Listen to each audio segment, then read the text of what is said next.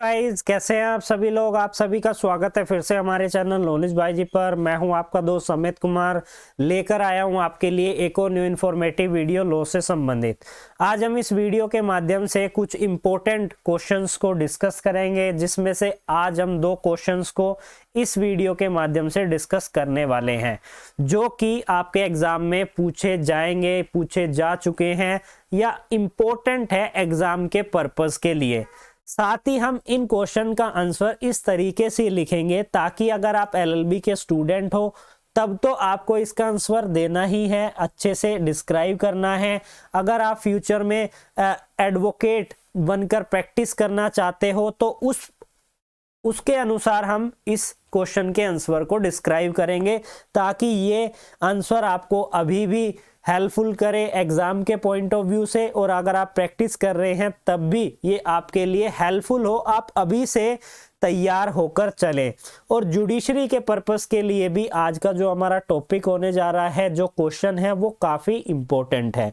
तो क्या क्वेश्चन है, आज हम इस वीडियो में इन 2 क्वेश्चंस के बारे में डिस्कस करेंगे, जो कि प्रीवियसली पूछे भी जा चुके हैं और संभावना रहती है कि एलएलबी के स्टूडेंट्स के लिए कि आगे भी पूछे जा सकते हैं, और एग्जाम के पॉइंट ऑफ व्यू से बहुत ही ज़्यादा इम्पोर्टेंट है। इन दोनों क्वेश्चंस के बारे में आज हम इस वीडियो में डिटेल में डिस्कस करेंगे। सबसे पहला क्वेश्चन क्या है, सबसे पहला क्वेश्चन है कि प्रॉपर्टी के अगेंस्ट आपको प्राइवेट डिफेंस का राइट कहां पर अवेलेबल है, या आपसे क्वेश्चन पूछ लिया जाएगा प्रॉपर्टी के अगेंस्ट प्राइवेट डिफेंस के बारे में बताइए, एक्सप्लेन कीजिए, डिस्कस कीजिए। और दूसरा हमारा क्वेश्चन है, अगर आप प्राइवेट डिफेंस का राइट ले रहे हैं अपनी प्रॉपर्टी के अगेंस्ट, तो कब आप सामने वाले की मृत्यु कारित कर सकते हैं, कब आपका जो ये डिफेंस है ये बढ़कर डेथ कोज तक भी जा सकता है। तो दोनों बहुत ही इंपॉर्टेंट क्वेश्चन है, कम से कम 10 नंबर में 8 नंबर में ये पूछा जाता ही है। तो इससे रिलेटेड कौन कौन से सेक्शन है जो हमें आज इस वीडियो में डिस्कस करने हैं। अगर आप इन सभी सेक्शंस को डिस्क्राइब करके आ जाते हैं आंसर के अंदर, तो आप एक अच्छा नंबर गेन कर सकते हैं। कौन कौन से सेक्शन हैं, सेक्शन 96, 97, 99 और 103, ये चारों जो सेक्शन हैं ये हमारे इन दोनों क्वेश्चंस को कंप्लीट करते हैं। अगर आप इन चारों सेक्शंस के बारे में एग्जाम के अंदर लिखकर आ जाएंगे, साथ ही आप 1 या 2 केस लॉज भी डाल देते हैं, तो आपको अच्छे नंबर मिल सकते हैं। और इन सभी सेक्शंस को पढ़ना एडवोकेसी के पर्पस के लिए, जुडिशरी के पर्पस के लिए भी हमारे लिए काफी इंपॉर्टेंट है। तो एक एक करके हम समझेंगे। सबसे पहले क्वेश्चन को डिस्कस करते हैं कि कब आपके पास प्राइवेट डिफेंस का राइट अवेलेबल है अगेंस्ट प्रॉपर्टी। तो डिस्कस कीजिए, यहां पर ये लिखा हुआ है। तो इससे रिलेटेड हमें कौन कौन से सेक्शन डील करने हैं, तो हमें सेक्शन 96 से लेकर 99 तक के सेक्शंस के बारे में डिटेल में डिस्क्राइब करना होगा, जो मैं अभी आपको इस वीडियो के माध्यम से समझाऊंगा।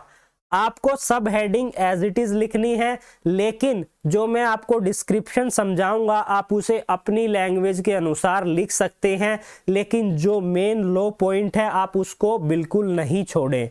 जो सेक्शन के अंदर जो मेन बात की गई है आप उसको बिल्कुल नहीं छोड़ेंगे, वो आपको जरूर मेंशन करनी है एग्जाम के अंतर्गत, तभी आपको अच्छे नंबर मिलेंगे। सबसे पहले बात करें सेक्शन 96 की।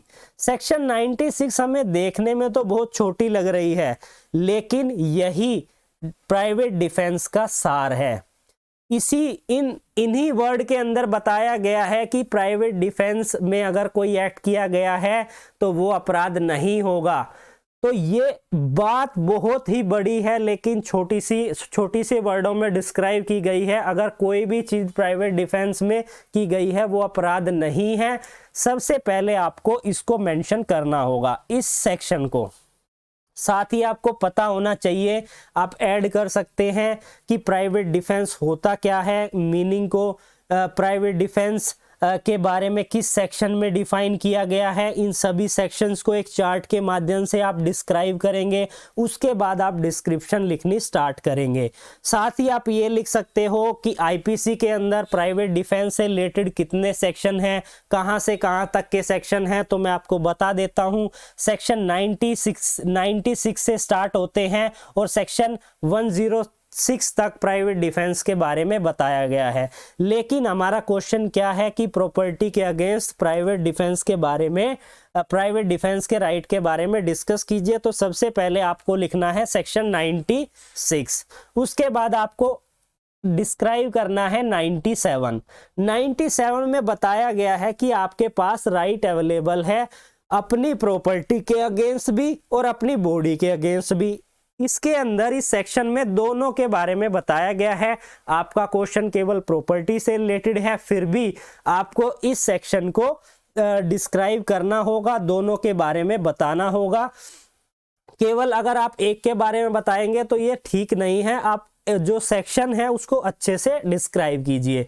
तो इसमें क्या बताया गया है कि सभी व्यक्ति के पास, सभी लोगों के पास राइट अवेलेबल है, सभी लोगों के पास राइट अवेलेबल है। केवल साथ ही आपने उन बातों को ध्यान देना है जो सेक्शन 99 के अंदर दी गई है।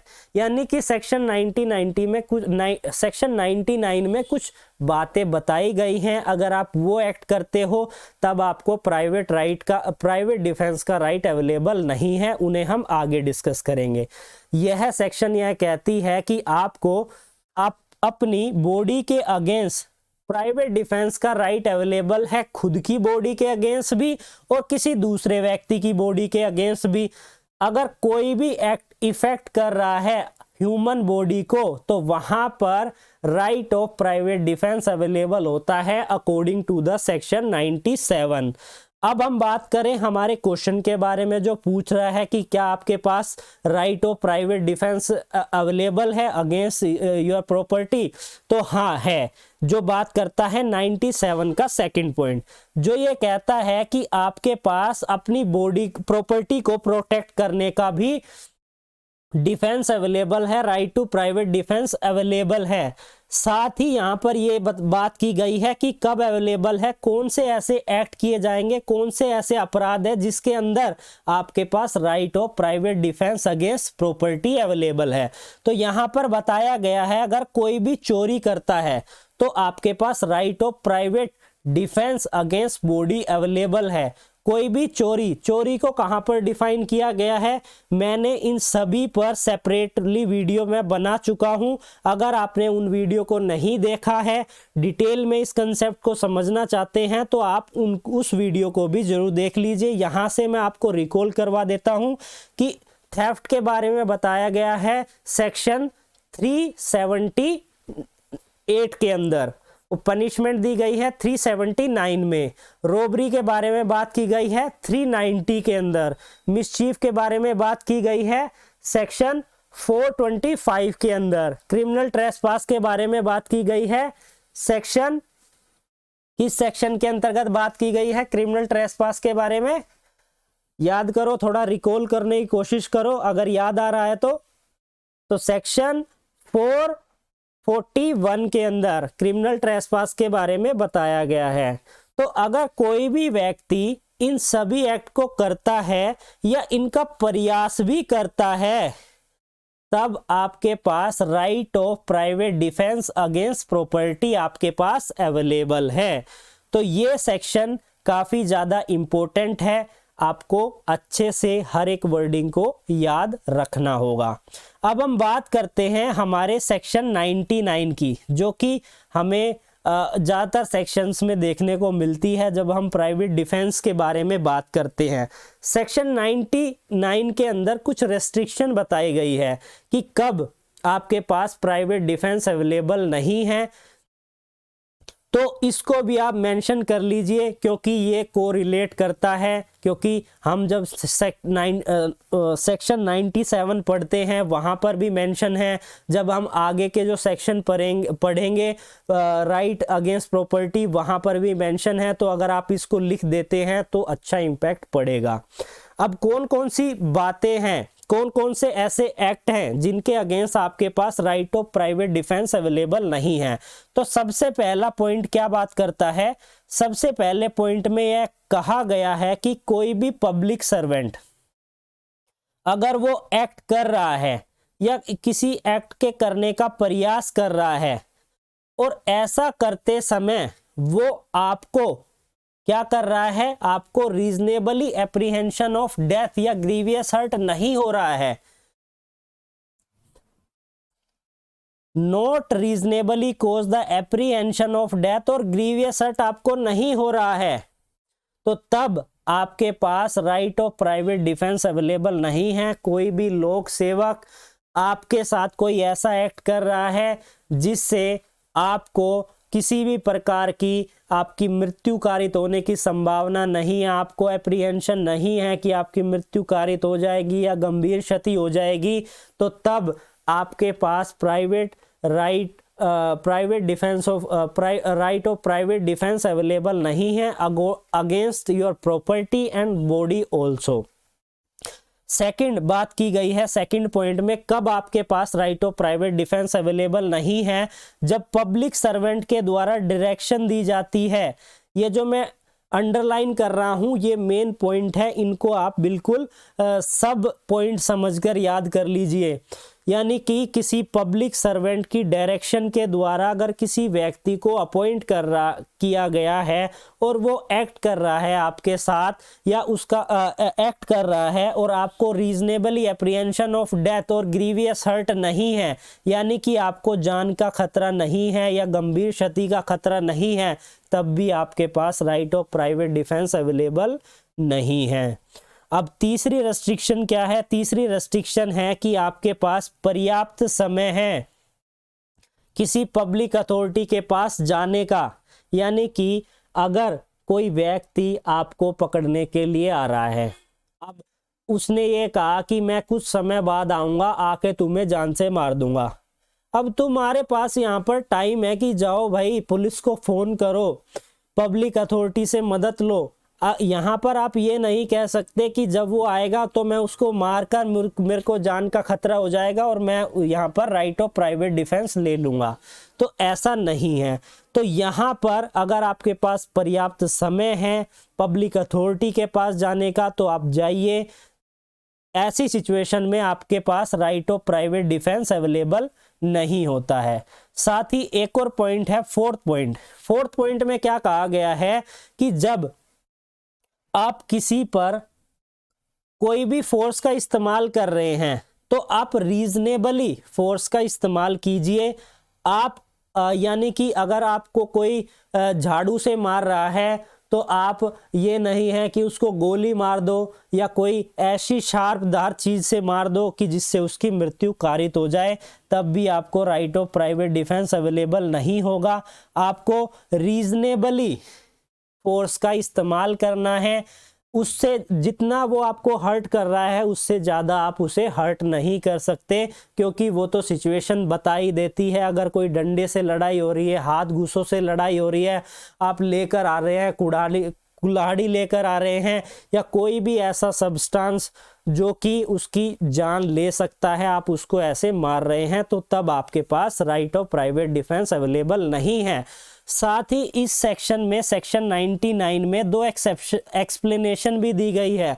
इन दोनों एक्सप्लेनेशन में यह बताया गया है कि आपसे आपका प्राइवेट राइट ऑफ डिफेंस जो है, आपको आपके प्राइवेट डिफेंस ऑफ राइट से वंचित नहीं किया जाएगा जब तक कि बात की जा रही है कि जो पब्लिक सर्वेंट है, जो हमने पहला पॉइंट पढ़ा था कि पब्लिक सर्वेंट के समक्ष पब्लिक सर्वेंट अगर कोई एक्ट कर रहा है तो आपको right of private defence available नहीं है अगर आपको रीजनेबल डेथ और ग्रीवियस हर्ट नहीं हो रहा है। अगर पब्लिक सर्वेंट आ रहा है, आपको पता नहीं है कि वो पब्लिक सर्वेंट है, तब आपके पास राइट अवेलेबल है। जैसे ही आपको पता चल गया या किसी कारण से आपको विश्वास हो गया कि वो पब्लिक सर्वेंट है, तब आपके पास राइट ऑफ प्राइवेट डिफेंस नहीं होगा।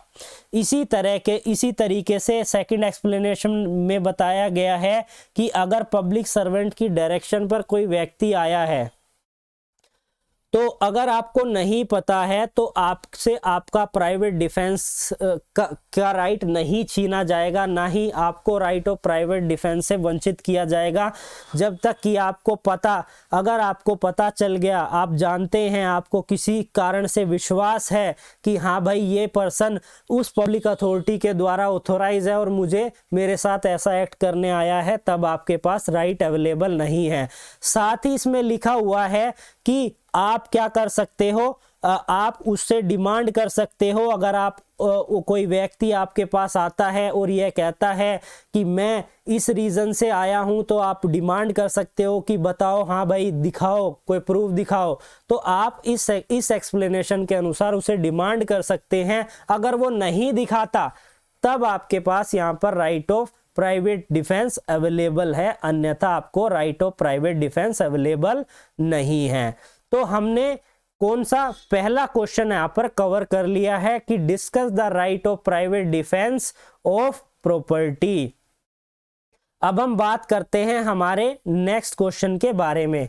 ये दोनों क्वेश्चन ज़्यादातर कंबाइन करके पूछे जाते हैं, सेपरेटली नहीं पूछे जाते, या इसमें डेफिनेशन पूछ लेते हैं प्राइवेट डिफेंस का मतलब क्या होता है, और ये सेकंड क्वेश्चन पूछ लेंगे।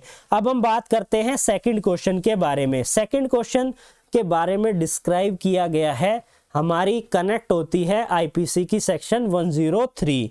103 में क्या कहा गया है? 103 में यह कहा गया है कि जब आप अपनी प्रॉपर्टी को प्रोटेक्ट करते हुए राइट ऑफ प्राइवेट डिफेंस का इस्तेमाल कर रहे हो और आप सामने वाले को क्या कर सकते हो, कोई भी हार्म कर सकते हो, उसकी डेथ कोज कर सकते हो, तो उसके बारे में बताया गया है सेक्शन 103 के अंतर्गत। अब किन किन केसेस में आप ऐसा कर सकते हो?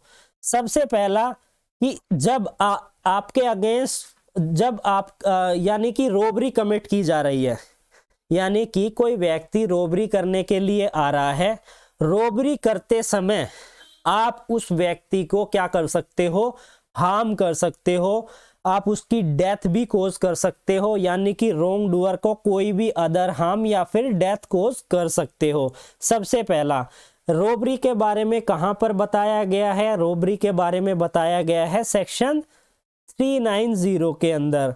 तो आपको मैं रिवाइज भी करवा दूंगा कौन सी जो सेक्शन है किस बारे में बात करती है, अगर बीच में किसी टॉपिक के अंतर्गत आती है।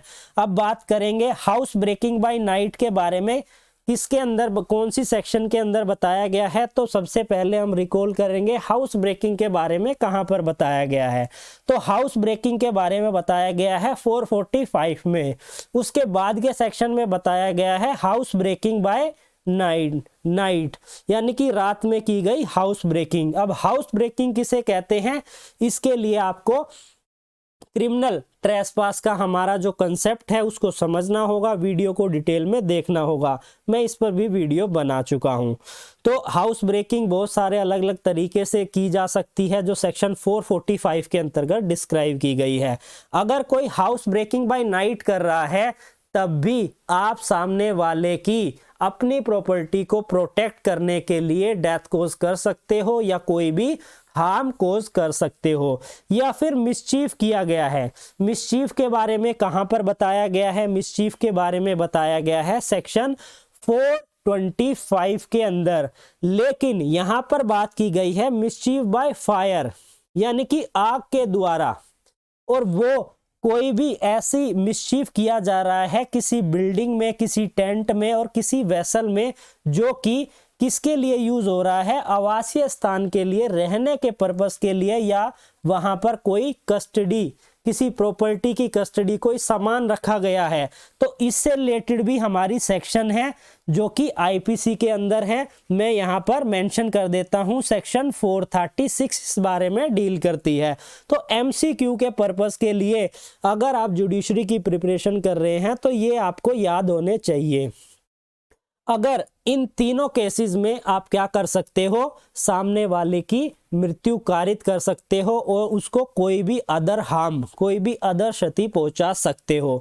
फोर्थ पॉइंट है, लेकिन ये थोड़ा सा ट्रिकी है, इसको थोड़ा सा समझना होगा।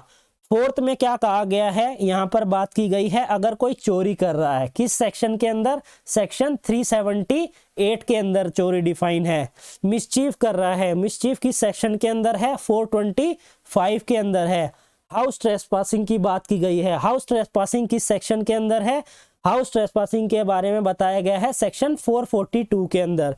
अगर ये सारी चीज कर रहा है और आपको रीजनेबल एप्रीहेंशन ऑफ डेथ और ग्रीवियस हर्ट है, यहाँ पर बात की गई है कि ऐसा इन तीनों कार्यों को करते समय, चोरी करते समय, मिसचीफ को हम हिंदी में रिस्ट कहते हैं या हम कहते हैं शरारत कोई करता है, या क्रिमिनल ट्रेसपास को हम कहते हैं गृह अतिचार करना, किसी ने ट्रेसपास कर लिया घर के अंदर। तो अगर ऐसा करते समय आपको क्या है, ग्रीवियस हर्ट की संभावना है, गंभीर क्षति की संभावना है, आपकी मृत्यु होने का आपको दंड है। अगर आप प्राइवेट डिफेंस में उसको नहीं मारते तो आपकी जान जा सकती थी, आपको ग्रीवियस हर्ट हो सकता था। तो इन सभी केसेस में आप क्या कर सकते हो, सामने वाले की जान ले सकते हो। तो वीडियो को डिटेल में आपने सभी ने देख लिया है। अगर आप यहाँ तक पहुँच गए हैं तो आपका जो क्वेश्चन है उसका आंसर मैंने आपको डिटेल में डिस्क्राइब कर दिया है अकॉर्डिंग टू द आईपीसी। साथ ही अगर आप इसको थोड़ा सा और ब्रॉड करना चाहते हो और एक्सप्लेन करना चाहते हो तो आप क्या कर सकते हो, एक दो केस लॉज आप यहाँ पर इसके अंदर डाल सकते हो। तो कैसी लगी वीडियो, अगर इंफॉर्मेटिव हो तो वीडियो को लाइक ज़रूर कीजिए और चैनल को सब्सक्राइब कीजिए इसी तरीके के आईपीसी से रिलेटेड क्वेश्चन के आंसर को देखने के लिए और समझने के लिए।